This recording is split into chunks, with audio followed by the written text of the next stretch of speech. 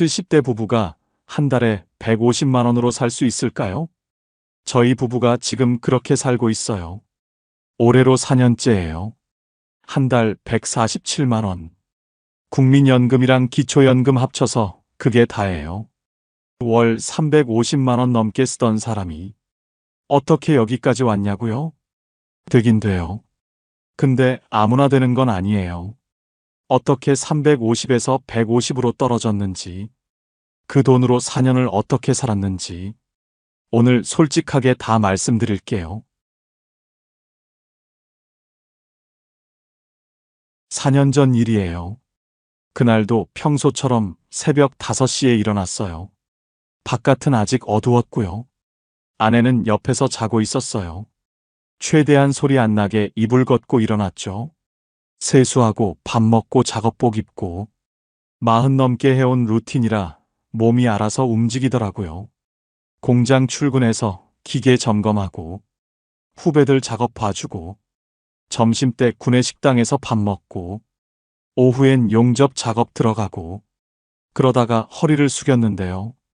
안 펴지는 거예요. 순간 뭔가 뚝 끊어지는 느낌이 났어요. 식은땀이 막 나더라고요. 숨을 쉬어도 허리가 욱신거리고 일어서려고 하면 다리에 힘이 안 들어가고 후배가 뛰어와서 부축해줬어요. 괜찮다고 했죠. 근데 괜찮지 않았어요. 그날 조퇴하고 병원 갔어요. MRI 찍고 결과 기다리는데 손이 떨리더라고요. 대기실 의자가 딱딱해서 허리가 더 아팠어요. 앉았다 일어섰다를 반복했어요. 68이면 언제 어디가 아파도 이상하지 않은 나이잖아요. 머리로는 알았어요. 근데 막상 내 몸에 그게 오니까 받아들이기가 쉽지 않더라고요. 의사 선생님이 사진 보여주면서 디스크가 많이 나와 있다고 했어요. 이러다 신경 눌리면 수술해야 한다고요. 당분간 무거운 거 들지 말고 허리 쓰는 일은 피하라고요. 그 말이 무슨 뜻인지 바로 알았어요. 일 그만두라는 거잖아요. 집에 오는 버스 안에서 창밖만 봤어요. 아무 생각도 안 나더라고요. 창밖에 뭐가 지나가는지도 몰랐어요.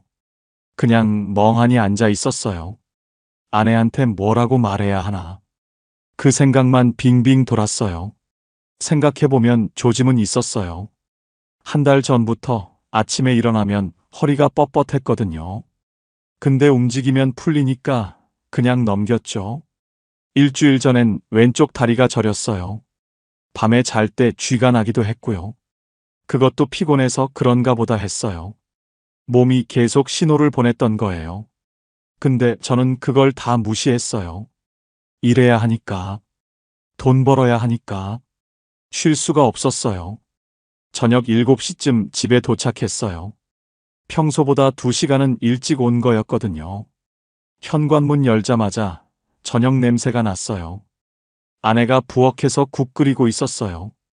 이상하다는 표정으로 쳐다보더라고요. 얼굴이 안 좋아 보였나 봐요. 밥상 앞에 앉아서 한참을 뜸 들이다가 말했어요. 나 이제 일 못할 것 같아. 아내가 젓가락을 내려놓더라고요. 아무 말도 안 했어요. 그냥 저를 보기만 하는데 그 눈빛이 아직도 잊히질 않아요. 놀란 것도 있었고 걱정도 있었고 근데 원망 같은 건 없었어요. 오히려 그동안 고생했다는 표정이었어요. 그게 더 마음이 아프더라고요. 미안하더라고요. 아내가 괜찮다고 연금 나오잖아 그러더라고요. 맞아요. 국민연금 나오고 있었고요. 기초연금도 받고 있었어요. 당장 굶어 죽을 일은 없었죠. 근데요. 그게 위로가 안 되더라고요. 40살에 이 일 시작해서 62살에 정년퇴직하고 바로 재취업해서 6년을 더 일했어요.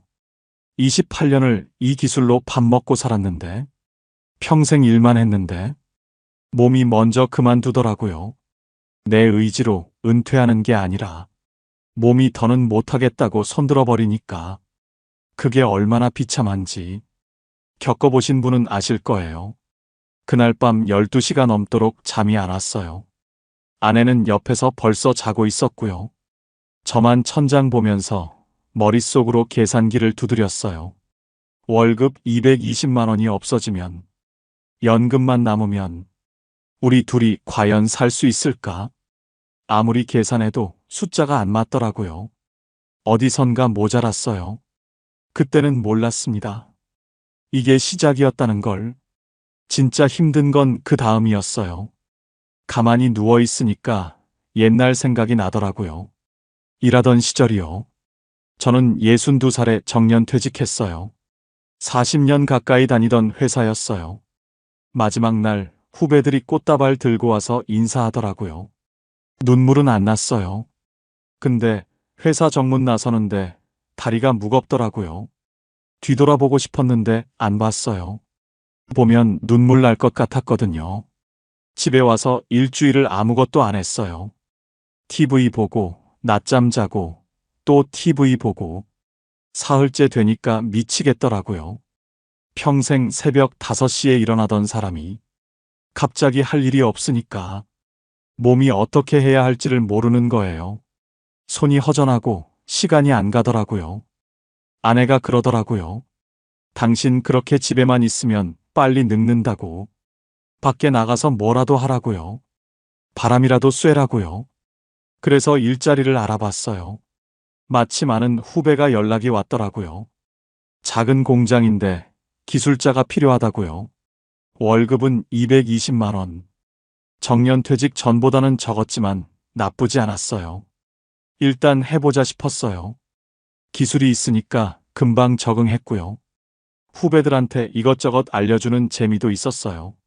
무엇보다 아침에 일어날 이유가 생기니까 좋더라고요. 사람이 할 일이 있어야 사는 맛이 나요. 그렇게 3년을 일했어요. 65이 되니까 국민연금이 나오기 시작했어요. 저랑 아내 합쳐서 100만 원. 거기에 기초연금도 신청했어요. 근데 기초연금이 생각보다 적게 나오더라고요. 부부가 같이 받으면 감액이 된다고 하더라고요. 국민연금 받는 사람도 깎인다고 하고요. 복잡하더라고요. 둘이 합쳐서 35만 원 정도 나왔어요. 그래도 불만은 없었어요. 월급 220에 연금 135 더하면 355만 원이었거든요. 그때가 제일 좋았어요. 돈도 있고 몸도 됐으니까요. 매달 월급날이면 아내한테 용돈 줬어요. 얼마 안 되는 돈이었지만 아내가 좋아하더라고요. 본인 마음대로 쓸 수 있는 돈이 생기니까요. 화장품도 사고 친구들 만나서 밥도 먹고. 그러는 아내 보면 저도 기분이 좋았어요. 한 달에 한두 번은 외식도 했어요. 동네 고깃집 가서 삼겹살 구워 먹고, 소주 한잔 하면서 이런저런 얘기하고, 가끔은 횟집도 가고요. 아내가 회를 좋아하거든요. 광어회에 소주 한잔 하면 세상 부러울 게 없었어요. 여행도 다녔어요. 1년에 두세 번은 꼭 나갔어요.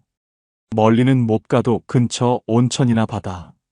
차 타고 두어 시간 가서 이틀 정도 푹 쉬다 오면 기분이 좋았어요. 아내가 여행 사진 찍어서 자식들한테 보내고, 그게 소소한 재미였어요. 손주들 생일 때는 용돈도 넉넉하게 줬고요. 명절 때 자식들 만나면 밥값은 항상 제가 냈어요. 아버지니까요. 그 정도는 해야죠. 자식들이 지갑 꺼내면 손으로 막았어요. 내가 낼게, 내가 아버지야. 그 말 할 수 있다는 게 좋았어요. 그땐 돈 걱정이 없었어요. 버는 것보다 덜 쓰면 되니까. 남는 건 없어도 모자란 것도 없었어요. 솔직히 그게 계속될 줄 알았어요. 68이면 아직 젊다고 생각했거든요. 주변에 70 넘어서도 일하는 분들 많았고요. 저도 적어도 70까지는 하겠다 싶었어요. 근데 몸이 생각대로 안 되더라고요. 66 지나면서부터 피로가 안 풀리기 시작했어요. 예전엔 하루 자면 괜찮았는데 이틀을 쉬어도 몸이 무겁더라고요. 아침에 눈 떠도 개운하지가 않았어요. 그래도 버텼어요. 조금만 더 하자. 70까지만 하자. 그렇게 버티다가 결국 허리가 나가버린 거예요. 지금 생각하면 그때가 인생에서 제일 풍족한 시절이었어요. 월 355만 원. 부자는 아니었지만 넉넉했어요. 먹고 싶은 거 먹고, 가고 싶은 데 가고, 주고 싶은 사람한테 줄 수 있었어요. 그게 얼마나 큰 행복인지 그땐 몰랐어요. 알고 보니 그게 마지막이었어요. 여유로웠던 시간의 끝이었습니다. 지금 생각하면 후회되는 게 있어요. 그 3년이요. 65부터 68까지 월 355만 원 들어올 때 왜 그렇게 펑펑 썼을까? 그때는 몰랐어요. 이 돈이 영원할 줄 알았어요. 70까지는 일할 수 있을 줄 알았으니까요. 퇴직금 얘기를 먼저 해야 할 것 같아요. 40년 가까이 일했으니까 퇴직금이 꽤 됐거든요. 근데 중간에 2번 뺐어요. 자식들 결혼할 때요. 큰아들 결혼할 때 3천만 원, 딸 결혼할 때 2,500만 원, 전세자금 보태주고 예식 비용 보태주고 안 해줄 수가 없잖아요. 부모니까요. 그러고 나니까 6천만 원 남더라고요. 이건 절대 안 건드리자. 무슨 일 있을 때 쓰는 비상금이다. 아내랑 그렇게 약속했어요. 근데 월급이랑 연금은 다 썼어요. 355만 원 들어오면 350만 원 나갔어요. 경조사가 제일 컸어요. 친척 결혼식, 돌잔치, 장례식. 한 달에 2~3번은 꼭 있었어요. 결혼식 가면 축의금 10만 원, 돌잔치 가면 5만 원, 장례식 가면 10만 원, 가까운 사이면 20만 원도 냈어요. 예전에는 돈이 없어서 5만 원 냈거든요. 근데 이제 여유가 생기니까 좀 더 내고 싶더라고요. 체면도 있고 그동안 못 챙긴 거 챙기고 싶은 마음도 있었고요. 그게 쌓이니까 한 달에 30만 원, 40만 원 나가는 거예요. 많을 때는 50만 원 넘게 나간 적도 있어요. 자식들한테도 잘해주고 싶었어요. 결혼할 때 이미 목돈 줬지만 그래도 명절 때 용돈 넉넉하게 주고 손주들 생일 때마다 10만 원씩 챙겨주고 가끔 맛있는 거 사서 택배로 보내주고 큰아들이 그러더라고요. 아버지 이제 그만 쓰시라고. 결혼할 때 많이 받았으니까 괜찮다고. 근데 안 그러고 싶었어요. 자식한테 손 벌리는 아버지는 되기 싫었거든요. 오히려 계속 주는 아버지가 되고 싶었어요. 아내도 마찬가지였어요. 시장에서 싼 거 사다가 먹던 사람이 이제는 마트에서 좋은 거 사더라고요. 과일도 비싼 거 사고 고기도 한우로 사고 뭐라고 안 했어요. 그동안 고생했으니까 이제 좀 잘 먹자. 저도 그렇게 생각했으니까요. 여행도 자주 갔어요. 1년에 2~3번이 4~5번이 되고 가까운 데만 가다가 먼 데도 가게 되고 한 번 여행 가면 50만 원, 60만 원은 기본이었어요. 숙소 좋은 데 잡고 맛집 찾아다니고 기념품도 사고 어차피 일하니까 괜찮아. 다음 달 월급 나오니까 괜찮아. 그렇게 생각했어요. 그러다 보니 저축을 못했어요. 월 355만 원 들어와서 350만 원 나갔어요. 많이 아꼈다 싶은 달에도 320만 원은 썼어요. 통장에 돈이 안 쌓이더라고요. 들어오면 나가고, 들어오면 나가고, 그 반복이었어요. 비상금 6천만 원은 안 건드렸어요. 그건 약속이니까요. 근데 그것 말고는 모은 게 없어요. 3년 동안 월 355만 원 벌면서 추가로 모은 돈이 하나도 없어요. 그때 한 달에 50만 원만 아껴 써도 3년이면 1,800만 원이에요. 그 돈이 지금 있었으면 얼마나 좋을까요? 후회해도 소용없는 거 알아요. 지나간 건 지나간 거니까. 근데 가끔 생각나요. 그때 왜 그랬을까? 예상과 완전히 달랐어요. 70까지 일할 줄 알았는데 68배 몸이 멈춰버렸으니까요. 2년치 월급이 그냥 사라진 거예요. 220만 원 곱하기 24개월. 5천만 원이 넘는 돈이요. 그걸 미리 알았으면 그렇게 안 썼을 거예요. 근데 사람이 미래를 어떻게 알아요? 그때 조금만 아꼈으면 지금 이렇게 빠듯할까? 그 생각이 자꾸 들어요. 일 그만두고 첫 달이었어요. 매달 25일이 월급날이었거든요. 그날은 아침부터 이상하더라고요. 알람이 안 울렸어요. 당연하죠. 출근 안 하니까 알람을 꺼놨으니까요. 눈 떠보니까 9시였어요. 아내는 이미 일어나서 거실에 있었고요. 저만 늦잠 잔 거예요. 40년 넘게 새벽 5시에 일어나던 사람이 9시까지 자니까 오히려 찝찝하더라고요. 몸은 편한데 마음이 불편했어요. 그날 오후에 통장을 확인했어요. 습관처럼요. 매달 25일엔 월급이 들어오니까. 근데 숫자가 이상한 거예요. 220만 원이 없었어요. 국민연금 75만 원. 아내 국민연금 25만 원. 기초연금은 아직 안 들어왔고요. 합쳐서 100만 원이었어요. 아, 진짜 끝났구나. 그제야 실감이 나더라고요. 며칠 뒤에 기초연금이 들어왔어요. 근데 예전보다 많이 들어온 거예요. 35만 원 받던 게 47만 원이 됐더라고요. 나중에 알아보니까요. 일할 때는 소득이 있어서 기초연금이 깎였던 거예요. 일 그만두니까 소득이 없어지잖아요. 그래서 원래 금액으로 올라온 거더라고요. 그래봤자 12만 원 차이예요. 월급 220만 원 없어진 거에 비하면 아무것도 아니었어요. 국민연금 100만 원, 기초연금 47만 원, 합쳐서 147만 원. 이게 다였어요. 이 돈으로 한 달을 살아야 하는 거예요. 처음엔 숫자가 안 와닿더라고요. 147만 원이 얼마나 적은 건지 머리로는 아는데 몸이 모르는 느낌이었어요. 그래서 계산을 해봤어요. 한 달에 뭐가 나가나? 관리비가 8만 원. 저희 아파트가 크지 않거든요. 지방이라 그래도 싼 편이에요. 전기세, 가스비, 수도세 합쳐서 10만 원. 통신비 7만 원. 아내랑 저 핸드폰이랑 인터넷이요. 건강보험료 8만 원. 이것만 해도 33만 원이에요. 고정 지출만 33만 원. 147만 원에서 33만 원 빼면 114만 원. 이 돈으로 밥 먹고 병원 다니고 생활해야 하는 거예요. 한 달이 30일이잖아요. 114만 원 나누기 30일. 하루에 3만 8천 원이에요. 두 사람이 하루 3만 8천 원으로 살아야 해요. 밥 세 끼 먹고, 약 사고, 생필품 사고, 경조사 나가고, 다 해결해야 해요.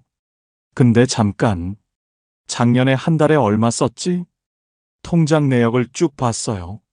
작년 이맘때 월급이랑 연금 합쳐서 355만 원 들어왔을 때 카드값만 180만 원이었어요. 현금 출금한 거 50만 원, 자동이체 나간 거 80만 원, 거의 다 쓴 거예요. 350만 원 가까이. 근데 지금은 147만 원밖에 없는 거예요. 반도 안 되는 돈으로 살아야 하는 거예요. 아내한테 말했어요. 우리 이제 진짜 아껴야 할 것 같다고. 아내도 알더라고요. 숫자를 보여주지 않아도 분위기로 느낀 거예요.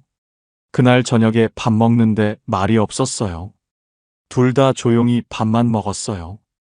반찬이 입에 안 들어오더라고요. 350만 원 쓰던 사람이 150만 원으로 산다는 게 말로는 쉬워요. 그냥 덜 쓰면 되지. 아끼면 되지. 근데 막상 해보면요. 그게 쉽지가 않아요. 몸에 밴 습관이라는 게 있거든요. 마트 가면 손이 먼저 가요. 예전에 사던 거요. 좋은 고기, 비싼 과일. 계산대 앞에서 멈칫하게 되더라고요. 이거 사도 되나? 이번 달 남은 돈이 얼마지? 그런 생각을 하게 된 거예요. 평생 처음으로요. 일할 땐 몰랐어요. 150만 원이 이렇게 적은 돈인 줄. 이 돈으로 한 달을 산다는 게 이렇게 막막한 건 줄. 그때서야 알았어요. 진짜 싸움은 이제부터라는 걸.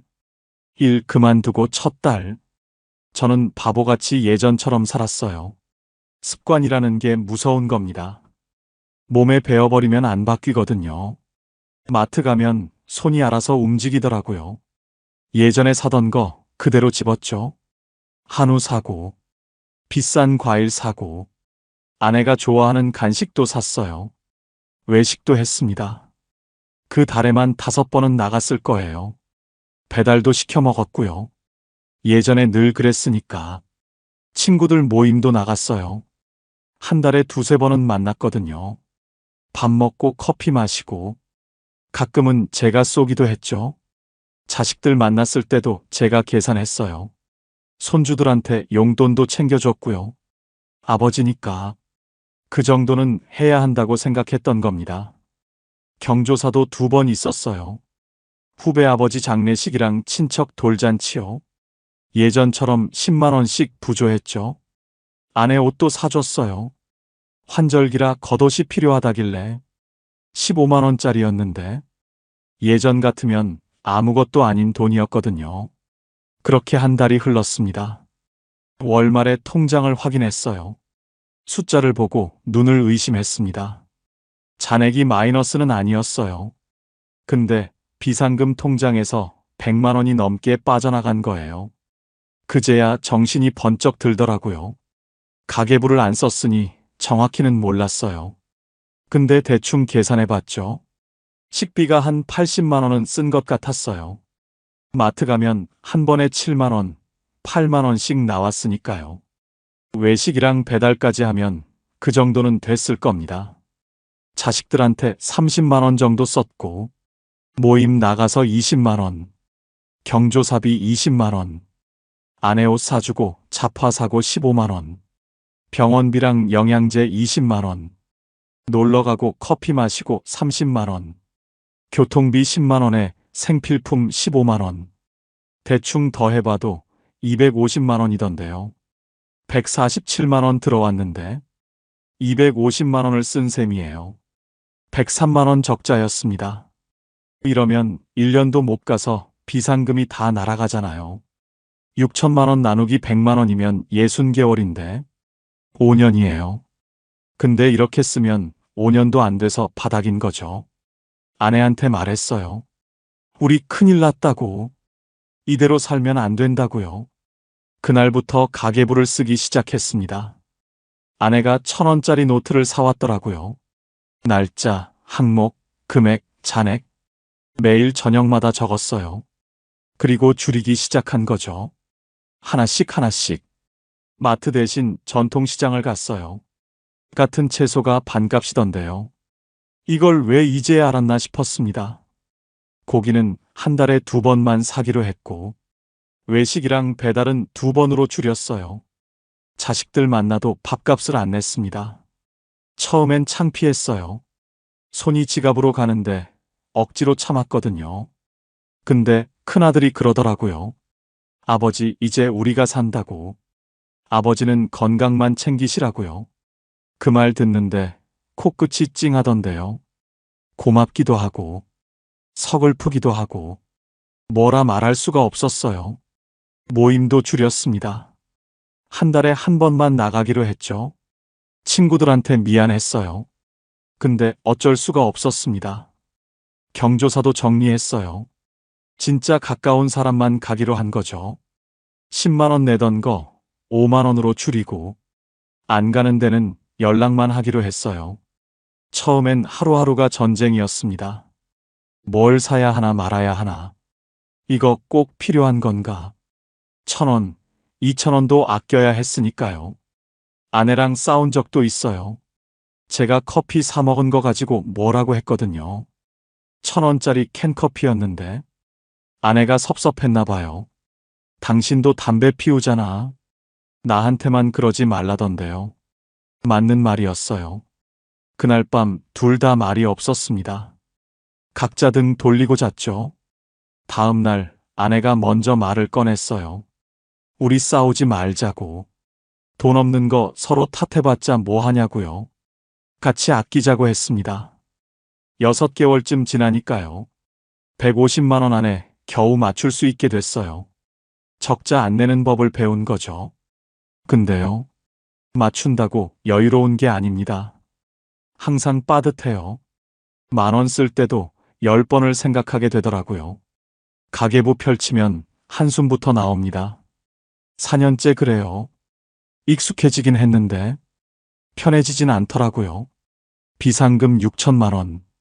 이 돈은 절대 안 건드리기로 했어요. 아내랑 약속한 거였거든요. 무슨 일이 있어도 이건 손대지 말자고. 진짜 큰일 났을 때만 쓰자고요. 그 약속을 지키기가 쉽지 않았습니다. 147만 원으로 살다 보면 유혹이 오거든요. 이번 달만 조금 쓰면 안 될까? 50만 원만 빼서 쓰면 편할 텐데. 그런 생각이 자꾸 들었어요. 근데 안 썼습니다. 이를 악물고 안 썼어요. 왜냐면 이 돈이 없어지면 진짜 끝이거든요. 작년 일이에요. 그날 아내가 갑자기 쓰러졌어요. 아침에 일어나더니 허리를 잡고 주저앉는 거예요. 얼굴이 새하얘지면서 식은땀을 흘리더라고요.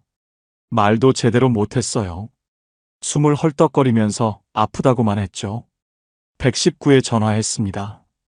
손이 떨려서 번호 누르기도 힘들었어요. 구급차 올 때까지 10분이 얼마나 길던지. 아내 손잡고 괜찮다고 했는데 제 목소리가 더 떨리더라고요. 병원 응급실로 갔어요. 검사하고 MRI 찍고 허리 디스크가 터졌다고 했습니다. 수술해야 한다고요. 의사 선생님이 설명해 주시는데 귀에 하나도 안 들어왔어요. 수술이라는 말만 맴돌았습니다. 수술은 잘 됐어요. 다행이었죠. 근데 문제는 그 다음이었습니다. 수술비가 180만 원 나왔어요. 입원비가 150만 원. 검사비랑 약값이랑 이것저것 해서 총 380만 원이 청구된 거예요. 눈앞이 캄캄했습니다. 147만 원 버는 사람한테 380만 원이 어떤 돈인지 아세요? 2달 반치 수입이에요. 그 돈을 한 번에 내야 하는 거였어요. 다행히 실비보험이 있었어요. 20년 넘게 넣은 보험이었거든요. 보험금 청구했더니 300만 원 정도 나왔습니다. 그래도 80만 원은 내야 했어요. 거기에 간병비도 들었고, 병원 오갈 때 택시비도 들었고, 환자식 사다 나르고 이것저것 하다 보니 총 150만 원 가까이 나간 거예요. 비상금 통장에서 뺐습니다. 6천만 원에서 150만 원. 처음으로 그 돈에 손을 댄 거죠. 통장에서 돈 빼는데 손이 떨렸어요. 이게 시작이면 어쩌나. 앞으로 이런 일이 또 생기면 어쩌나. 그 생각에 밤잠을 못 잤습니다. 아내가 퇴원하고 집에 왔어요. 한 달은 거의 누워 있었습니다. 밥도 제가 차리고, 빨래도 제가 하고, 청소도 제가 했어요. 평생 안 해본 일들이었거든요. 서툴렀죠. 국 끓이다가 태우기도 하고, 빨래 널다가 떨어뜨리기도 하고. 근데 그런 건 아무것도 아니었어요. 아내가 다시 걸을 수 있을까? 그게 더 무서웠습니다. 다행히 아내가 회복했어요. 석 달쯤 지나니까 걸을 수 있게 됐고, 지금은 거의 예전처럼 다녀요. 물론 무거운 건 못 들지만요. 그 일 겪고 나서 확실히 알았습니다. 비상금이 왜 필요한지. 그 돈 없었으면 우리 어떻게 됐을까요?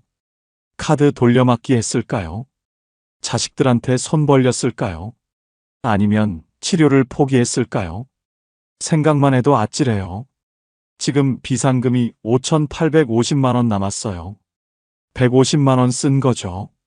이 돈 다시 채워 넣어야 하는데 147만 원 벌어서 150만 원 쓰는 형편에 그게 쉽지가 않습니다. 그래도 이 돈은 지켜야 해요. 또 무슨 일이 생길지 모르니까요. 아내 수술하고 나서 저도 건강검진 받으러 갔어요. 무서웠거든요. 나도 어디 아픈 데 있으면 어쩌나 싶어서요. 다행히 큰 이상은 없었습니다. 의사 선생님이 관리 잘 하시라고 하더라고요. 술 줄이고 운동하라고요. 그 뒤로 술을 거의 끊었어요. 예전엔 일주일에 2~3번 마셨는데 지금은 한 달에 1~2번이에요. 아내가 좋아하더라고요. 운동도 시작했습니다. 아침마다 동네 한 바퀴 걸어요. 30분 정도. 처음엔 힘들었는데 지금은 안 하면 허전해요. 건강이 재산이라는 말. 예전엔 그냥 그런가 보다 했거든요. 근데 지금은 뼈저리게 느껴요. 아프면 돈이 나가요. 돈이 나가면 불안해지고, 불안해지면 또 아파요. 그 돈 없었으면 우린 그날로 끝이었어요. 올해로 4년 차예요. 147만 원으로 사는 게요. 처음엔 하루하루가 전쟁이었거든요. 근데 지금은 좀 달라졌어요. 적응이 됐다고 해야 하나. 이게 일상이 돼버린 거죠. 요즘 하루가 어떻게 흘러가냐면요. 아침 6시쯤 눈이 떠져요. 알람 안 맞춰도 그 시간에 깨더라고요. 몸에 배어버린 거죠. 일어나서 세수하고 가벼운 옷 입고 동네 한 바퀴 걸어요. 공원 한 바퀴 도는데 30분 정도 걸리거든요. 아침 공기 마시면서 천천히 걷습니다. 산책 나가면 아는 얼굴들이 있어요. 다 동네 어르신들이에요. 인사하고 잠깐 얘기하고 별거 아닌 것 같은데 그게 좋더라고요. 집에 오면 아침 먹어요. 아내가 차려놓은 밥 먹고 뉴스 좀 보고 설거지는 제가 합니다. 요즘은 그 정도는 해요. 오전엔 복지관에 가요.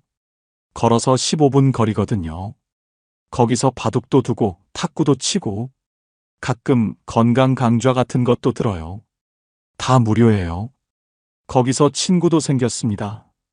김 선생이라고. 저보다 2살 많은 분인데 퇴직하고 혼자 사시거든요. 일주일에 2~3번 만나서 바둑 둬요. 실력은 둘 다 고만고만한데 지면 분하고 이기면 기분 좋고 그게 재미있더라고요. 점심은 집에 와서 먹어요. 아내랑 둘이 마주 앉아서. 대단한 거 아니에요. 국에 밥 말아서 먹을 때도 있고 라면 끓여 먹을 때도 있고 오후엔 도서관 가요. 복지관 옆에 작은 도서관이 있거든요. 신문 읽고 책 읽고 조용히 앉아 있으면 시간이 금방 가더라고요. 저녁 5시쯤 집에 와요. 아내가 저녁 준비하고 있으면 저는 옆에서 돕거든요. 마늘 까거나 파 썰거나 그런 거요. 밥 먹고 뉴스 보고 9시쯤 되면 슬슬 졸려요. 10시 전에 자는 날도 많습니다. 이게 제 하루예요. 특별한 거 하나도 없죠. 근데 불행하지 않아요. 아, 그리고 자식들이 용돈을 줘요. 아들이 20만 원, 딸이 20만 원. 매달 통장에 넣어주더라고요. 고마운 일이죠. 처음엔 안 받으려고 했는데 자기들도 이제 벌잖아요. 부모님 드리는 거니까 받으시라고 하더라고요. 그래서 받긴 받는데 이 돈은 안 써요. 따로 모아두고 있습니다. 한 달에 40만 원씩. 1년이면 480만 원이에요. 비상금 채우려고요. 아내 수술할 때 150만 원 빠졌잖아요. 그거 다시 채워놓으려고 하는 거예요. 그래서 실제로 쓰는 돈은 여전히 147만 원이에요. 넉넉해진 건 아니고 그냥 안전장치가 하나 더 생긴 거죠. 사실 최후의 카드가 하나 더 있긴 해요. 주택연금이요. 집이 1억 5천이니까 주택연금 신청하면 한 달에 40만 원 정도는 나올 거예요. 147만 원에 40만 원 더하면 187만 원이잖아요. 그 정도면 좀 숨통이 트이겠죠? 근데 아직은 안 하려고요. 집을 담보로 잡는 거니까. 죽을 때까지 여기서 살 수는 있지만 자식들한테 물려줄 건 없어지는 거잖아요. 그래서 진짜 힘들어지면 그때 하려고요. 최후의 카드로 남겨둔 거예요. 지금은 147만 원으로 버틸 수 있으니까. 아내랑 대화도 많아졌어요. 예전엔 바빠서 말할 시간이 없었거든요. 지금은 하루 종일 같이 있잖아요. 이런 얘기 저런 얘기 하게 되더라고요. 어제는 아내가 그러더라고요. 당신이랑 이렇게 오래 얘기한 거 결혼하고 처음인 것 같다고. 웃겼어요. 근데 맞는 말이었습니다. 40년 같이 살았는데 제대로 얘기한 건 2~4년인 것 같아요. 돈이 많을 때보다 지금이 덜 불안해요. 이상하죠? 350만 원 쓸 때는 항상 뭔가 부족했거든요. 더 벌어야 하나, 더 모아야 하나. 그런 생각이 늘 있었어요. 지금은 147만 원 안에서 살면 되니까, 그 안에서만 맞추면 되니까, 오히려 단순해진 거예요. 물론 넉넉하진 않습니다. 빠듯한 건 사실이에요. 근데 이 정도면 살만해요. 버티는 거랑 사는 건 다르거든요. 저는 지금 버티는 게 아니라 살고 있어요. 4년 살아보니까 이제 좀 알겠어요. 150만 원으로 살 수 있냐고요. 되긴 돼요. 근데 아무나 되는 건 아닙니다. 저희가 이렇게 살 수 있는 이유가 있거든요. 3가지예요. 첫 번째는 자기 집이 있어서예요. 저희 아파트가 1억 5천짜리예요. 크지 않아요. 24평짜리 오래된 아파트거든요. 근데 이게 있으니까 살 수 있는 거예요. 월세가 없잖아요. 전세금 걱정도 없고, 관리비 8만 원만 내면 되니까 주거비 부담이 확 줄어드는 거죠. 만약 월세 살았으면요. 지방이라도 30만 원은 나갈 거예요. 작은데 살아도 그 정도는 하거든요. 147만 원에서 30만 원 나가면 117만 원 남는데 그 돈으로 두 사람이 한 달 살기는 솔직히 힘들었을 겁니다. 전세라고 해도 마찬가지예요. 전세금이 묶여 있으면 비상금이 없는 거잖아요. 무슨 일 생기면 답이 없어요. 자기 집이 있어야 돼요. 이건 진짜입니다. 두 번째는 비상금이 있어서예요. 저희가 퇴직금 6천만 원 모아뒀잖아요. 아내 수술할 때 150만 원 썼지만 아직 5,850만 원 남아 있거든요. 거기에 자식들 용돈 40만 원씩 모으고 있으니까 조금씩 다시 채워지고 있는 거죠. 이 돈이 없었으면요. 아내 수술비 어떻게 냈을까요? 카드 긁었을 거예요. 아니면 자식들한테 급하게 손 벌렸겠죠. 그러다 보면 악순환이에요. 빚이 빚을 부르고 이자가 쌓이고 147만 원으로는 감당이 안 되는 거죠. 비상금은 안 쓰려고 있는 거예요. 근데 있어야 해요. 없으면 무너집니다. 최소 5천만 원은 있어야 한다고 생각해요. 그래야 병원비 한 번은 버틸 수 있으니까요. 세 번째는 건강이에요. 이게 제일 중요한 것 같습니다. 아내 수술 한 번에 150만 원 나갔잖아요. 그것도 실비보험 있어서 그 정도였던 거예요. 보험 없었으면 400만 원 가까이 나갔을 겁니다. 만약 저까지 아팠으면요. 둘 다 병원 다니면요. 150만 원으로는 절대 못 살아요. 병원비가 무서운 게요. 한 번에 크게 나가는 것도 있지만 매달 조금씩 나가는 것도 있거든요. 저는 물리치료 받으러 다녀요. 한 달에 4만 원 정도 나가요. 아내도 골다공증 주사 맞으러 다니고 영양제도 이것저것 챙겨 먹고 둘이 합쳐서 의료비가 20만 원은 나가요. 그나마 이 정도인 게 다행인 거예요. 주변에 보면요. 당뇨 심한 분들 인슐린 맞고 투석하시는 분들도 있고 암 치료 받으시는 분들도 있어요. 그분들은 한 달에 의료비만 50만 원, 100만 원씩 나가요. 147만 원 받아서 100만 원 병원비 내면 47만 원으로 먹고 살아야 하는 거잖아요. 그게 가능할까요? 불가능하죠. 그래서 건강이 진짜 돈이에요. 아프면 돈이 나가고, 돈이 나가면 생활이 무너지고, 생활이 무너지면 스트레스 받아서 더 아파요. 운동해야 해요. 진짜 해야 합니다. 저도 처음엔 귀찮았거든요. 아침에 산책하는 거. 근데 이게 돈 버는 거더라고요. 병원비 아끼는 거예요. 이 3가지예요. 자기 집 있어야 하고, 비상금 있어야 하고, 건강해야 해요. 셋 중에 하나라도 없으면요. 150만 원 생활은 힘들어요. 저는 그렇게 생각합니다. 가끔 이런 생각해요. 만약 월세 살면서 비상금도 없고 몸까지 아팠으면 지금쯤 어떻게 됐을까? 상상이 안 돼요. 아마 무너졌을 거예요. 그래서 운이 좋았다고 생각하기도 합니다. 집이 있으니까, 비상금이 있으니까, 아직 크게 안 아프니까, 물론 제가 노력한 것도 있죠. 가계부 쓰면서 아끼고, 습관 바꾸려고 애쓰고, 건강 관리하려고 운동하고. 근데 그것만으로는 안 돼요. 조건이 맞아야 해요. 150만 원으로 산다는 게요. 낭만적인 거 아닙니다. 소박하게 산다 이런 거 아니에요. 매달 계산기 두드려요. 이번 달 얼마 남았나? 경조사 하나 나가면 빠듯해지고, 병원 한 번 가면 조마조마해요. 근데요, 그렇다고 불행하냐면, 그건 또 아닙니다. 아내랑 건강하게 밥 먹고, 아침마다 산책하고, 복지관에서 친구들 만나고, 저녁에 같이 뉴스 보고, 이 정도면 살만해요. 부족하지만 불행하진 않아요.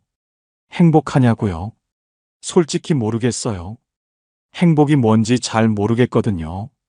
근데 불행하지 않으면 그게 어느 정도 행복인 거 아닐까요? 150만 원으로 4년 살아본 사람으로서 드리고 싶은 말씀은 이거예요. 되긴 돼요. 근데 준비 없이는 안 돼요. 여기까지가 저희 이야기예요. 70대 부부가 한 달 147만 원으로 사는 이야기. 4년 전에 일 그만뒀을 때는요. 솔직히 막막했어요. 350만 원 쓰던 사람이 150만 원으로 어떻게 사나. 앞이 안 보이더라고요. 근데 사라지더라고요. 하나씩 줄이고, 하나씩 바꾸고. 그러다 보니까 4년이 지났어요. 쉽지는 않았습니다. 가계부 쓰면서 싸우기도 하고, 경조사비 때문에 속상하기도 하고, 아내 아팠을 때는 진짜 무서웠고요. 근데 무너지진 않았어요. 아직 살아있고, 아직 웃을 수 있고, 아직 내일이 있어요. 150만 원이 적은 돈인 건 맞아요. 넉넉하다고 말하면 거짓말이에요.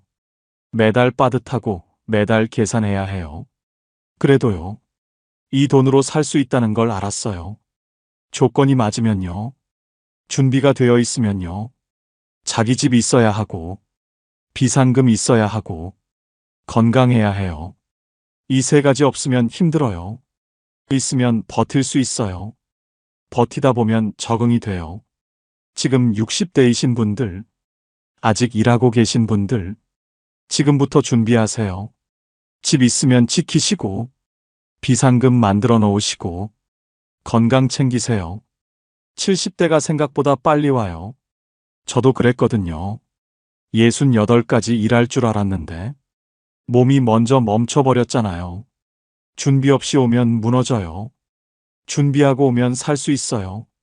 저는 그렇게 살고 있습니다. 오늘 이야기가 도움이 되셨으면 좋겠어요. 긴 이야기 들어주셔서 감사합니다.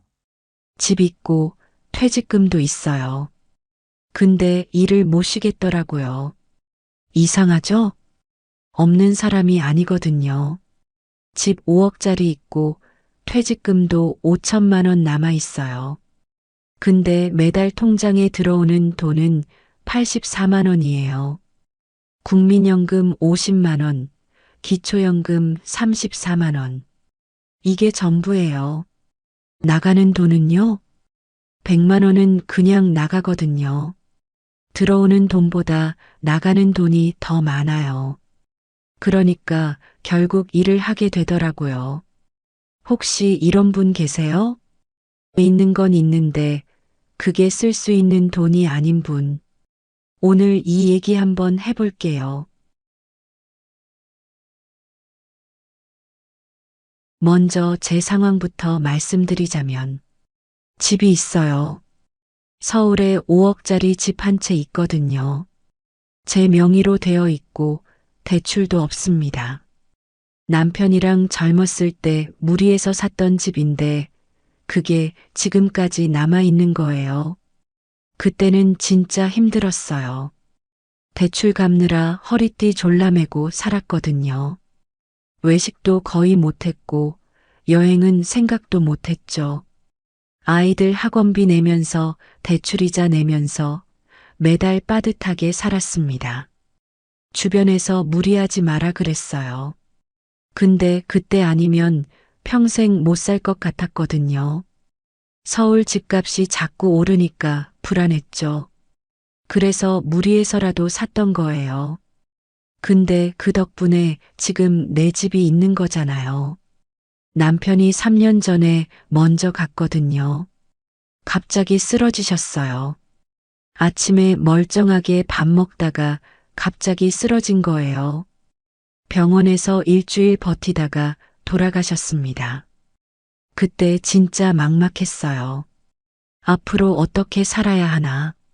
하늘이 무너지는 것 같더라고요. 근데 집이라도 있으니까 버틸 수 있었어요. 갈 곳이 있다는 게 그나마 위안이 됐죠.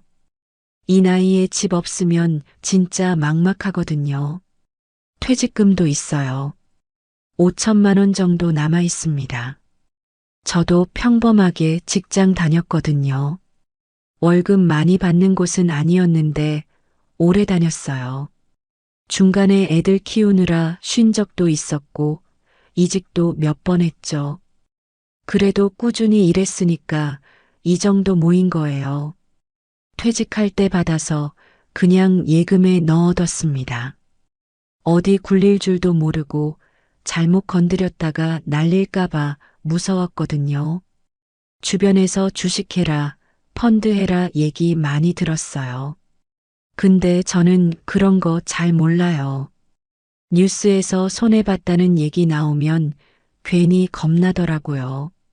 그냥 은행에 넣어두는 게 마음이 편했습니다. 예금도 조금 있어요. 비상금이라고 따로 모아둔 거죠. 많진 않아요. 한 1,000만 원 정도? 이것도 손 안 대고 그냥 놔둔 거예요.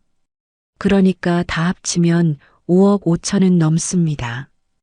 적은 돈 아니잖아요. 누가 보면 그 정도면 괜찮네 할 수도 있어요. 노후 준비 잘 됐네 소리 들을 수도 있죠. 근데요, 문제는 이게 다 묶여 있는 돈이에요. 집은 팔 수가 없거든요. 팔면 어디로 가요? 월세 살면 그 돈도 매달 나가잖아요. 보증금 들고 이사 가도 결국 돈은 빠져나가는 겁니다. 그리고 이 나이에 혼자서 이사 다니는 것도 쉬운 일 아니에요. 남편 있을 때는 둘이서 하니까 그래도 됐는데, 지금은 짐 싸는 것도 새 동네 적응하는 것도 다 혼자예요. 생각만 해도 피곤하더라고요. 퇴직금은 건드리기가 무섭습니다. 한번 손 떼면 계속 줄어들 것 같아서요. 이번 달 50만 원 쓰면 다음 달도 쓰게 되잖아요. 그러다 보면 어느새 바닥나 있을 것 같거든요. 그리고 큰 병이라도 나면 어떡해요. 남편도 갑자기 쓰러진 거였거든요. 병원비가 얼마가 나올지 모르잖아요. 그때 쓸 돈이 있어야 하는데 지금 생활비로 다 쓰면 안 되죠. 비상금도 마찬가지예요. 진짜 비상시에 써야 하는 돈인데 이걸 생활비로 쓰기 시작하면 끝이 없을 것 같더라고요. 한번 무너지면 걷잡을 수 없을 것 같아서 못 건드립니다. 그래서 가진 건 있는데 쓸 수가 없어요. 있는 건 있는데 그게 현금이 아니거든요. 통장에 숫자만 있고 손에 쥘 수 있는 돈이 아닌 거죠. 매달 통장에 찍히는 돈은 84만 원이 전부예요. 국민연금 50만 원, 기초연금 34만 원. 이게 제가 한 달 동안 쓸 수 있는 돈입니다. 5억 넘게 가진 사람이 한 달에 84만 원으로 살아요. 이상하죠? 근데 이게 제 현실이에요. 자, 그러면 매달 들어오는 돈을 한번 볼게요. 국민연금 50만 원 나옵니다. 많지 않죠? 저도 알아요. 근데 어쩔 수 없었어요. 젊었을 때는 국민연금이 그렇게 중요한 줄 몰랐거든요. 그냥 월급에서 빠져나가는 돈이라고만 생각했죠. 나중에 받는다고는 하는데 그때는 너무 먼 얘기 같았어요. 그리고 중간에 애들 키우느라 일을 쉰 적도 있었어요. 그때는 국민연금을 안 냈죠. 경력 단절이라고 하잖아요. 저도 거기 해당됐던 거예요. 첫째 낳고 3년 쉬었고 둘째 때도 좀 쉬었거든요. 그 기간 동안은 연금이 안 쌓인 거죠. 그때는 그게 얼마나 큰 차이인지 몰랐어요. 당장 애 키우는 게 급했으니까요. 나중에 다시 일하긴 했는데 월급이 많지 않았습니다. 그러니까 연금도 적게 쌓인 거예요. 지금 와서 후회해봤자 소용없더라고요. 어쨌든 50만 원, 이게 제 국민연금이에요. 기초연금도 받고 있어요. 34만 원 정도 나오거든요. 이건 나라에서 주는 거잖아요. 65세 넘으면 소득 적은 사람한테 주는 연금이요. 처음에는 이것도 받을 수 있는지 몰랐어요. 집이 있으니까 안 될 줄 알았거든요. 주변에서도 집 있으면 기초연금 못 받아 그러더라고요.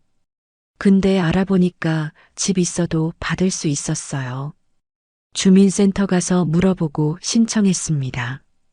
다행히 됐어요. 이것도 안 됐으면 진짜 막막했을 거예요. 그래서 국민연금 50만 원, 기초연금 34만 원, 합치면 84만 원이에요. 이게 매달 제 통장에 들어오는 돈 전부입니다. 남편 살아있을 때는 달랐어요. 남편 국민연금이 더 많았거든요. 남편이 월 100만 원 넘게 받았습니다. 직장을 오래 다녔고 월급도 저보다 많았으니까요. 둘이 합치면 150만 원은 됐었어요. 그때는 그래도 좀 숨통이 트였죠. 150만 원이면 아주 넉넉하진 않아도 둘이 살기엔 괜찮았거든요. 근데 남편이 돌아가시고 나서 그게 다 사라진 거예요. 남편 연금 100만 원이 그냥 없어진 거죠. 유족연금이라고 받긴 합니다. 근데 그게 남편 연금 전부가 아니거든요. 60%밖에 안 줘요. 100만 원 받던 사람 배우자한테 60만 원밖에 안 주는 거예요.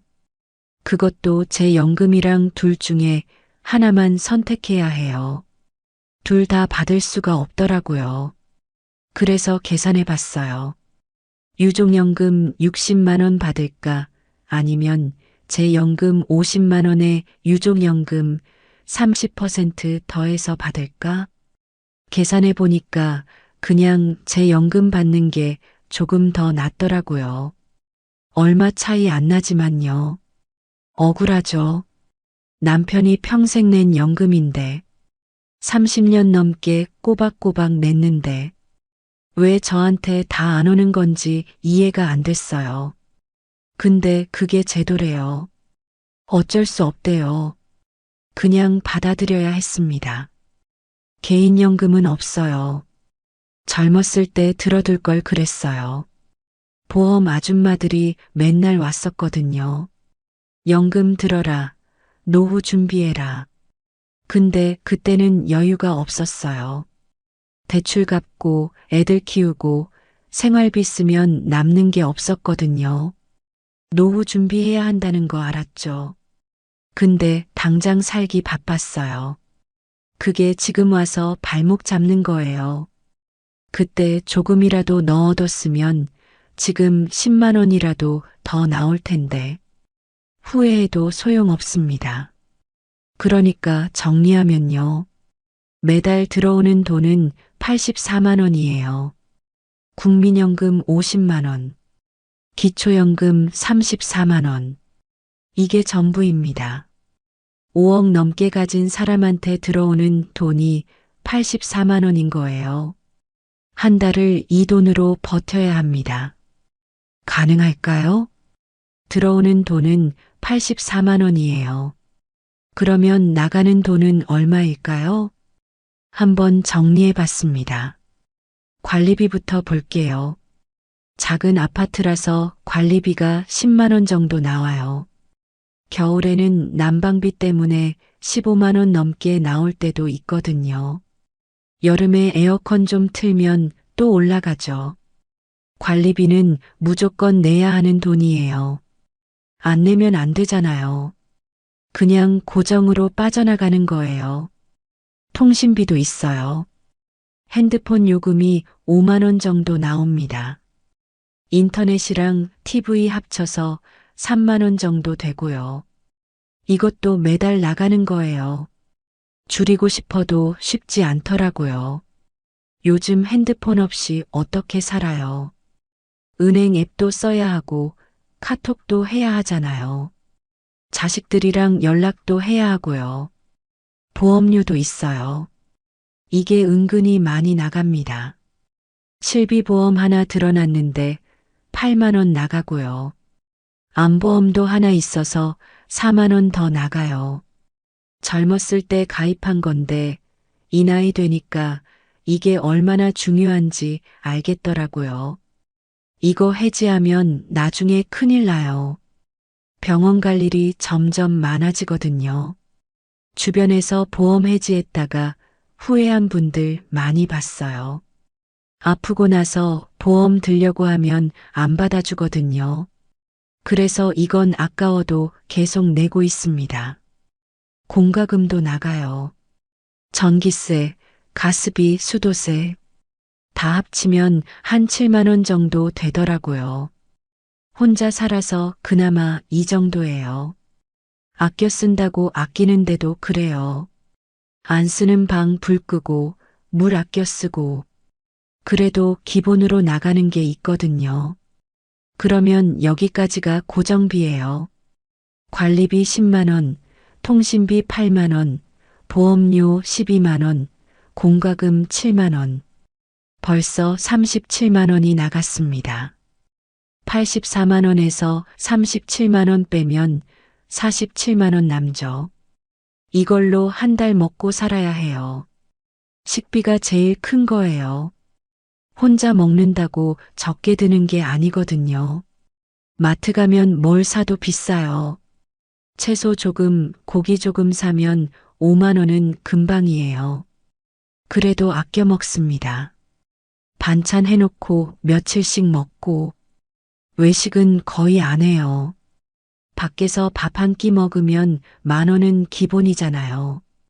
그렇게 아껴도 식비가 한 달에 30만 원은 들어요. 적게 먹는 것도 한계가 있거든요. 영양도 챙겨야 하고 너무 안 먹으면 몸이 안 좋아지잖아요. 47만 원에서 식비 30만 원 빼면 17만 원 남습니다. 이걸로 나머지를 다 해결해야 해요. 병원비도 있어요. 나이 들면 여기저기 아프거든요. 혈압약 타러 가야 하고 관절도 안 좋아서 정형외과도 가요. 실비 있어도 본인 부담금은 내야 하잖아요. 한 달에 병원비로 5만 원은 나가더라고요. 아플 때는 더 나가고요. 경조사비도 있어요. 이게 무시 못합니다. 누가 돌아가셨다. 누가 결혼한다. 안 갈 수가 없잖아요. 봉투에 5만 원, 10만 원 넣어야 하거든요. 한 달에 하나만 있어도 부담되는데 겹치면 진짜 힘들어요. 없는 돈 쥐어짜서 내야 합니다. 교통비도 있어요. 버스 타고 다니면 얼마 안 든다고 생각하잖아요. 근데 병원도 가야 하고 마트도 가야 하고 한 달에 3만 원은 나가더라고요. 그러면 다 합쳐볼게요. 고정비 37만 원, 식비 30만 원, 병원비 5만 원, 교통비 3만 원. 벌써 75만 원이에요. 경조사 하나만 있으면 85만 원 넘어갑니다. 84만 원 가지고는 빠듯한 거예요. 여유가 없어요. 뭐 하나 깨지면 바로 마이너스거든요. 갑자기 아프거나 경조사가 겹치거나 그러면 퇴직금 손 떼야 해요. 이러니까 일을 안 할 수가 없는 거예요. 퇴직금 5천만 원 있다고 했잖아요. 그거 쓰면 되지 않냐고요? 저도 그 생각 해봤어요. 매달 모자라는 거 10만 원, 20만 원씩 꺼내 쓰면 되지 않나? 5천만 원이면 한참 쓸 수 있잖아요. 근데요, 그게 그렇게 간단한 문제가 아니더라고요. 한번 손 떼면 멈출 수가 없어요. 이번 달 20만 원 꺼냈으면 다음 달도 꺼내게 되거든요. 그 다음 달도요. 한번 무너지면 계속 무너지는 거예요. 처음에는 이번 달만 그러다가, 나중에는 어쩔 수 없지 그러다가, 어느새 1,000만 원 없어지고, 2천만 원 없어지고, 그러다 보면 바닥이 보이기 시작하겠죠. 그게 무서워요. 통장 잔고가 줄어드는 거 보는 게 진짜 무섭습니다. 늘어나는 건 없고 줄어들기만 하잖아요. 그 불안감을 어떻게 감당해요? 그리고 이 돈은 비상금이에요. 진짜 큰일 났을 때 써야 하는 돈이거든요. 남편이 갑자기 쓰러졌을 때 깨달았어요. 사람 일은 모르는 거더라고요. 아침에 멀쩡하던 사람이 저녁에 병원에 누워 있을 수 있어요. 그때 병원비가 얼마나 나왔는지 아세요? 일주일 입원하는데 몇백만 원 나왔습니다. 중환자실이라서 더 비쌌어요. 보험으로 일부 해결했는데도 목돈이 나갔거든요. 그걸 겪고 나니까 알겠더라고요. 돈은 있어야 해요. 갑자기 무슨 일이 생겼을 때 쓸 돈이 있어야 합니다. 저도 언제 쓰러질지 몰라요. 암에 걸릴 수도 있고, 뇌졸중이 올 수도 있고, 그때 병원비가 얼마가 나올지 모르잖아요. 수술비, 입원비, 약값, 보험으로 다 안 되거든요. 본인 부담금이 꽤 커요. 그때 돈이 없으면 어떡해요? 자식들한테 손 벌려야죠. 그게 싫어요. 자식들도 살기 바빠요. 애들 키우고 대출 갚고 거기다 부모 병원비까지 부담하면 얼마나 힘들겠어요. 그 짐 지우기 싫거든요. 그래서 퇴직금은 못 건드려요. 이건 정말 마지막 보루예요. 이거 다 쓰면 진짜 끝이에요. 또 있어요. 제가 몇 살까지 살지 모르잖아요. 요즘 90까지 사는 분들 많더라고요. 저도 건강하면 그 정도 살 수 있어요. 지금 60대 후반인데 앞으로 20년은 더 살 수 있는 거죠. 20년 동안 매달 20만 원씩 꺼내 쓴다고 해봐요. 20만 원 곱하기 12개월 곱하기 20년. 그게 얼마예요? 4,800만 원이에요. 5천만 원 있으면 딱 맞는 것 같죠? 근데 그건 물가 안 오른다는 가정이에요. 물가는 매년 올라요. 지금 20만 원으로 살 수 있는 게 10년 뒤에는 30만 원 들 수도 있어요. 그러면 부족해지는 거예요. 계산대로 안 되는 거죠. 그래서 함부로 손 떼기가 무섭습니다.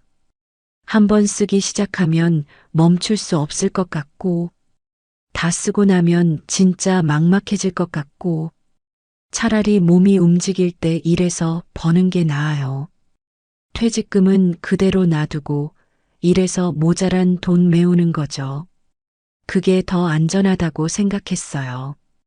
그래서 일을 하는 거예요. 쉬고 싶어도 못 쉬는 거예요. 퇴직금 지키려고요. 이게 제 현실입니다. 집 5억이면 팔아서 쓰면 되지 않냐고요? 그 말도 많이 들었어요. 근데요, 집 팔면 어디로 가요? 지금 사는 동네에서 30년 넘게 살았거든요.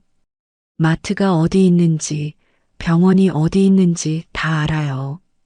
동네 사람들도 알고 아는 얼굴들이 있어요. 이 나이에 새 동네 가서 적응하는 거 쉬운 일 아닙니다.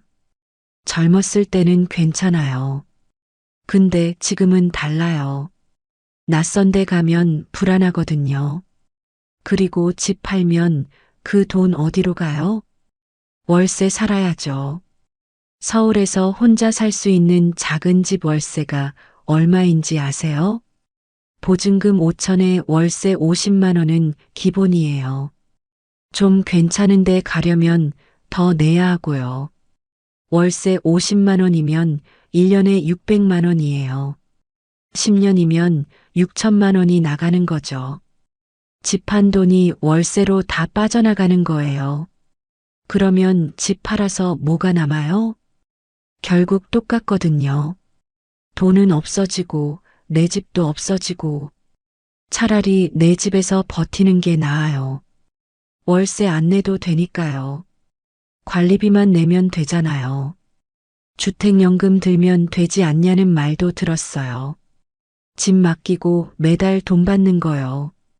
그것도 알아봤습니다. 근데 생각보다 많이 안 나오더라고요. 5억짜리 집으로 70세에 가입하면 월 100만 원 정도 나온대요. 괜찮아 보이죠? 근데 이게 평생 빚지는 거예요. 받은 돈이 쌓여서 나중에 집값 넘어가면 어떡해요. 물론 그건 자식들이 안 갚아도 된다고 하더라고요. 근데 왠지 찜찜해요. 그리고 주택연금 받으면 집을 물려줄 수 없어요. 내가 죽으면 집이 은행 거가 되는 거예요. 자식들한테 뭐라도 남겨주고 싶은 마음이 있거든요. 내가 평생 힘들게 산 건데 그게 다 사라지는 거잖아요. 자식들 고생한 거 아니까 조금이라도 보태주고 싶었어요. 근데 주택연금 들면 그게 안 되는 거죠. 그래서 아직 안 들었습니다. 솔직히 이 집이 제 전부예요. 남편이랑 평생 모아서 산 집이거든요. 대출 갚느라 얼마나 고생했는지 몰라요. 외식도 못하고 여행도 못 가고 애들 학원비 아끼면서까지 대출 갚았어요. 그렇게 해서 겨우 내 집 만든 건데 이걸 그냥 팔아버리라고요? 그게 쉽지 않아요. 감정적인 것만은 아니에요. 현실적으로도 팔면 손해거든요. 집 팔면 양도세도 나와요. 복잡한 계산이 있는데 어쨌든 세금 내야 해요. 5억 다 내 손에 들어오는 게 아니에요. 그리고 팔고 나서 전세 가면요. 전세금이 재산으로 잡혀서 기초연금 못 받을 수도 있어요.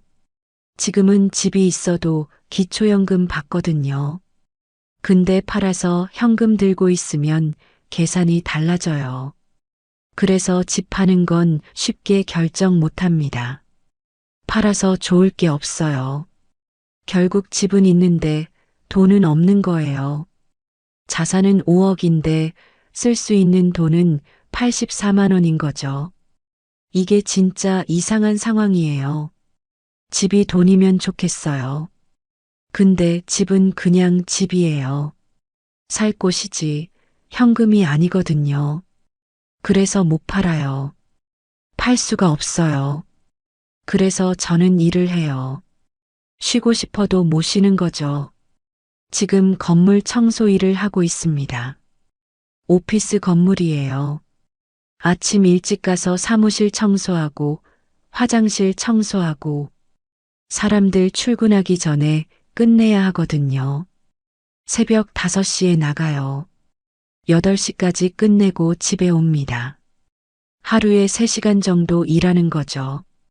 월급이 많지는 않아요. 한 달에 60만 원 정도 받거든요.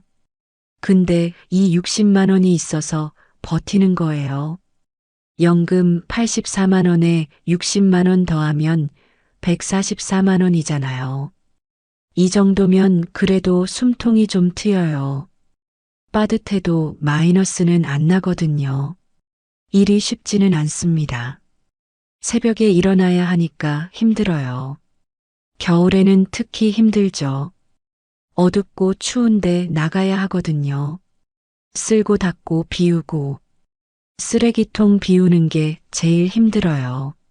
무거운 것도 있고 냄새 나는 것도 있고, 허리가 안 좋아서 힘들 때 있어요.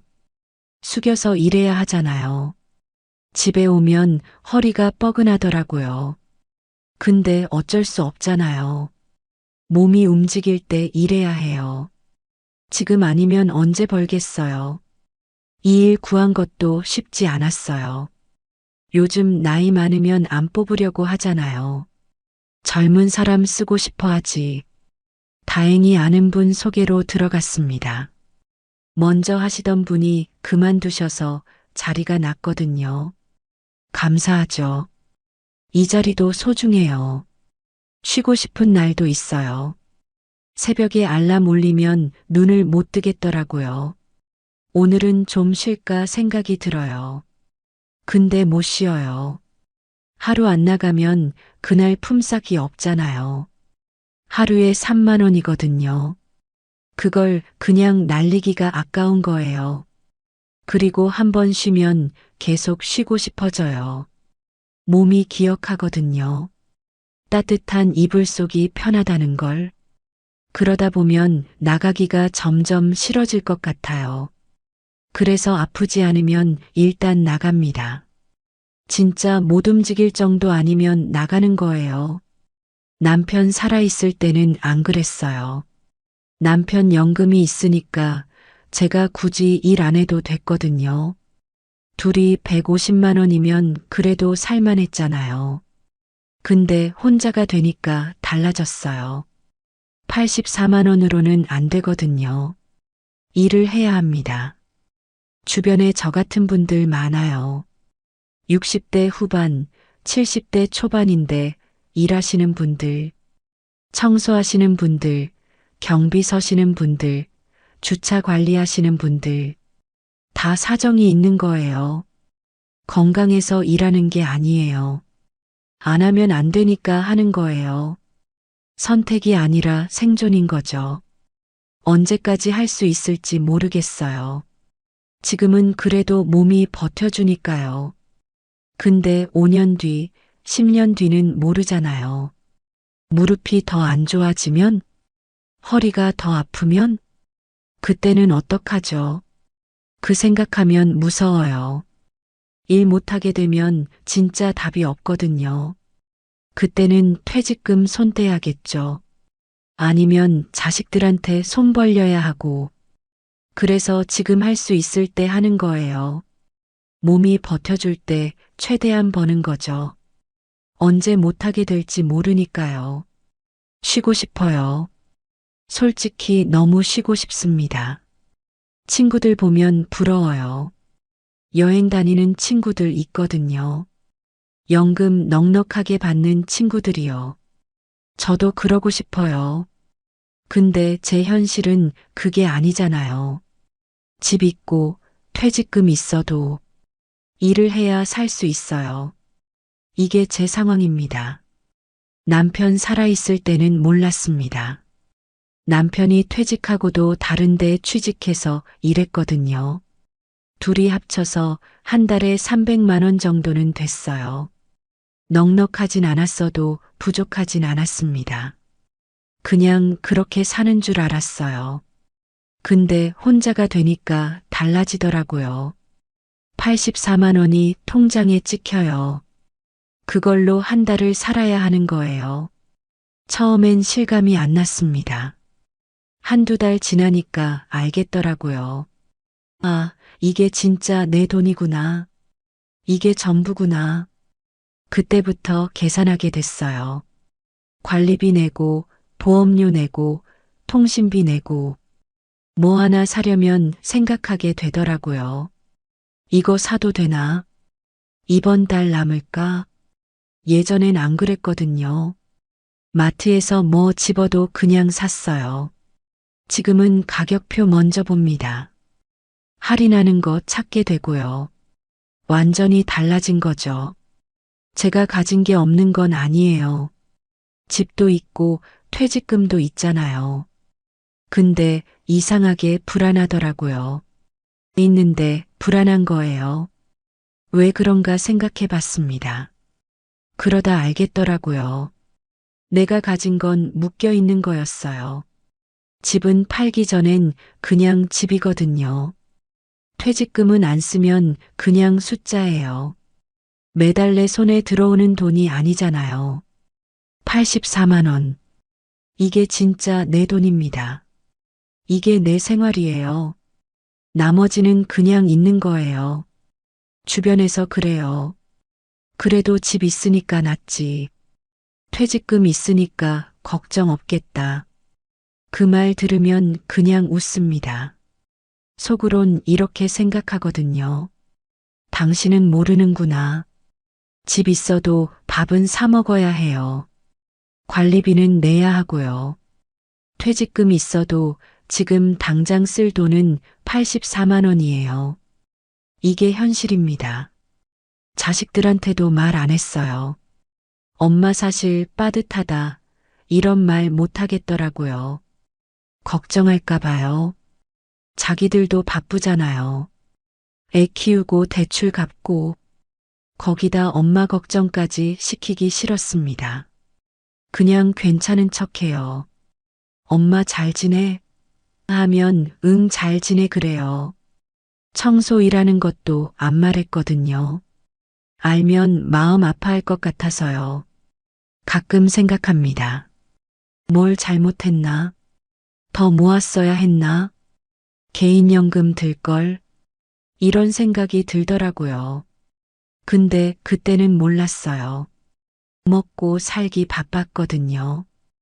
애들 키우고 남편 뒷바라지하고 노후 준비할 여유가 없었습니다. 그게 현실이었어요. 후회해봤자 소용없잖아요. 지금 상황에서 사는 수밖에 없죠. 그래서 일하는 거예요. 84만 원으론 안 되니까 60만 원 더 버는 겁니다. 그게 지금 제가 할 수 있는 거예요. 혼자가 되고 알게 됐어요. 노후는 가진 게 아니라 들어오는 돈이더라고요. 통장에 찍히는 돈이 얼마냐? 그게 생활이에요. 그게 마음의 여유고요. 5억이 있어도 84만 원으로 살면 마음이 편하지 않습니다. 늘 계산하게 되고 늘 조심하게 돼요. 이게 제가 배운 거예요. 좀 늦게 배웠죠. 이제 와서 후회해봤자 소용없어요. 시간은 안 돌아가니까요. 그래서 저는 지금 할 수 있는 것만 합니다. 첫 번째는 일이에요. 몸이 버텨줄 때까지 일하는 거예요. 새벽에 일어나는 거 힘들죠. 허리 아픈 거 힘들고요. 근데 60만 원이 들어오잖아요. 이게 있고 없고 차이가 커요. 84만 원이랑 144만 원이랑은 완전히 다른 삶이거든요. 쉬고 싶은 날도 있어요. 근데 참습니다. 지금 아니면 언제 벌겠어요. 70대 되면 이 일도 못할 수 있거든요. 할 수 있을 때 하는 거예요. 두 번째는 안 쓰는 거예요. 진짜 필요한 것만 사요. 예전에는 마트 가면 이것저것 집었거든요. 지금은 장바구니에 담았다가도 다시 내려놔요. 이거 꼭 필요한가? 없어도 되지 않나? 그렇게 생각하게 됐습니다. 외식도 거의 안 해요. 커피도 밖에서 안 사 먹어요. 집에서 타 먹으면 되거든요. 작은 거 하나하나가 다 돈이에요. 아끼는 수밖에 없습니다. 세 번째는 건강이에요. 이게 제일 중요하더라고요. 아프면 끝이거든요. 병원비도 문제지만 일을 못 하잖아요. 일 못하면 60만 원이 없어지는 거예요. 그러면 84만 원으로 살아야 해요. 버틸 수가 없습니다. 그래서 무리 안 해요. 아프면 쉬고요. 약 먹을 거 꼬박꼬박 먹어요. 혈압약 빼먹으면 안 되거든요. 건강검진도 꼭 받습니다. 무료로 해주는 거 있잖아요. 그런 거 다 챙겨요. 네 번째는 퇴직금 안 건드리는 거예요. 이건 진짜 마지막이에요. 지금 손 떼면 안 됩니다. 한번 쓰기 시작하면 멈출 수가 없거든요. 조금씩 조금씩 줄어들어요. 그러다 보면 없어져요. 5천만 원이 많아 보여도 한 달에 50만 원씩 쓰면 8년이에요. 100만 원씩 쓰면 4년이고요. 금방이거든요. 그래서 최대한 안 건드리려고 합니다. 진짜 급할 때, 정말 어쩔 수 없을 때만 쓰는 거예요. 5번째는 자식들한테 기대 안 하는 거예요. 이게 마음 편하더라고요. 물론 자식들이 잘해줘요. 명절에 용돈도 주고 가끔 맛있는 것도 사다 주고 고맙죠. 근데 그걸 당연하게 생각하면 안 되더라고요. 자식들도 자기 살기 바빠요. 대출 갚아야지, 애들 교육비 들어가지. 거기다 엄마한테까지 돈 보내라고 하면 안 되잖아요. 그러니까 기대를 안 해요. 주면 고맙고 안 줘도 괜찮고 그렇게 생각하니까 마음이 편해졌습니다. 이렇게 살고 있어요. 일하고 아끼고 건강 챙기고 퇴직금 안 건드리고 자식들한테 기대 안 하고 이게 제가 찾은 방법이에요. 대단한 게 아니에요. 그냥 버티는 거예요. 하루하루 버티는 겁니다. 누가 그러더라고요. 노후 준비 잘하셨네요. 집도 있고 퇴직금도 있고 웃었어요. 준비 잘한 게 아니거든요. 그냥 이렇게 된 거예요. 제대로 준비했으면 지금 새벽에 안 나가도 됐을 거예요. 매달 들어오는 돈이 더 있었겠죠. 근데 없으니까 이렇게 사는 거예요. 버티는 거예요. 그래도 감사해요. 건강하니까요. 일할 수 있으니까요. 지붕 있는 집에서 자니까요. 이것만 해도 다행인 거예요. 더 힘든 분들 많잖아요. 그분들 생각하면 저는 나은 거예요. 그러니까 불평 안 하려고요. 그냥 주어진 대로 삽니다. 오늘 제 이야기 들어주셔서 감사합니다. 집 있고 퇴직금 있고 겉으로 보면 괜찮아 보여요. 근데 매달 84만 원으로 사는 게 현실이에요. 그래서 새벽에 일하러 나가는 거고요. 자산이 있어도 현금이 없으면 힘들어요. 이게 제가 혼자 되고 배운 거예요. 좀 늦게 알았죠. 지금 이 영상 보시는 분들 중에 저랑 비슷한 분들 계실 거예요.